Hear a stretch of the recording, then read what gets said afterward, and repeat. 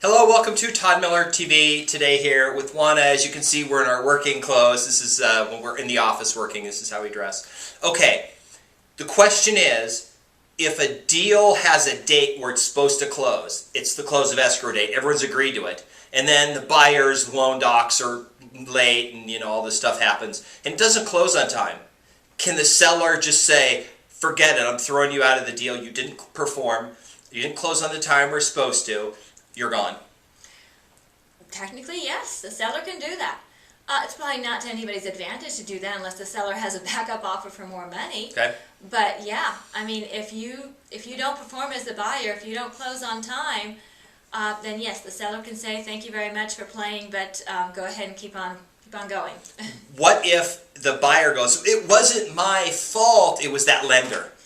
Everybody that works for the seller is responsible for them. Everybody that works for the buyer is responsible for them. So if the buyer's lender does not perform, it is the buyer's responsibility. Okay. What can people do to prevent this from happening? If you're a buyer, you're getting a loan, what are a couple things up front you can do so you're not stuck in this position? Like with anything else, be proactive. Stay on top of your lender. Make sure that everything is done in a timely fashion.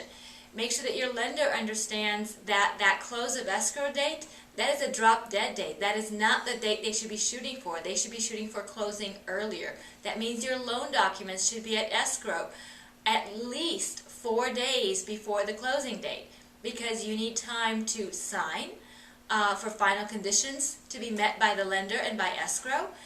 The loan has to fund, and then the transaction has to be recorded, and that all takes time.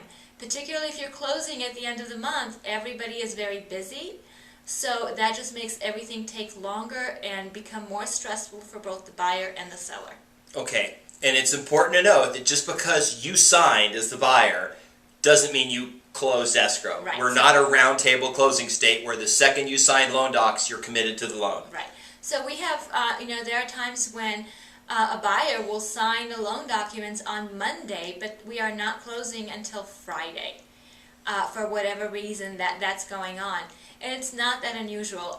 It is unusual from a lender perspective because they generally wait until the last minute to get us loan documents, but it is not unheard of to get loan documents early so that we are not pushed up against the 11th hour. And the lender doesn't want to loan the money on a certain date and have it sit there.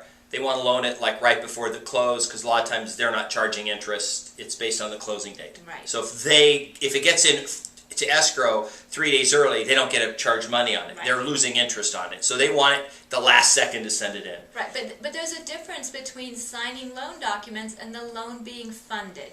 So just because you sign loan documents on Monday doesn't mean your lender will be funding on Monday.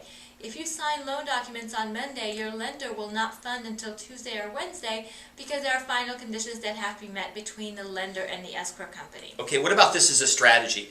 I'm a buyer, it's not closing on time. The seller says, you know what, I'm going to throw you out because this guy's going to pay me $5,000 more. This other person said they want to buy the house. And I say, okay, this is what we'll do. That $5,000 earnest money deposit I put down, I'll release to you right now. It's yours, goes in your bank account. Still counts toward my deal. And if you give me like a week or 2 weeks to get all my stuff together, and then if it doesn't get together, then I just have to get, maybe thrown out or whatever. And right. then, and that's like a possibility. You're buying an extension. If it closes, it didn't really cost you anything because it's part of your it's part of your proceeds. So it doesn't, you don't have to, it's not $5,000 you have to put in. It just gets released back. Right, but sometimes the seller will charge what's called a per diem. That means a penalty for every day that you close late. Okay. So a seller will say, okay, you can have another 7 days to close, but I'm charging you $100 a day. And that money is not refundable, and that money goes to the seller whether you close or not. Plan ahead, be proactive, right, and then have a contingency plan for how to deal with a late closing. Absolutely. Okay, thank you very much. You're welcome. All right, so that's my update for today. Hope to see you on another video. Thanks.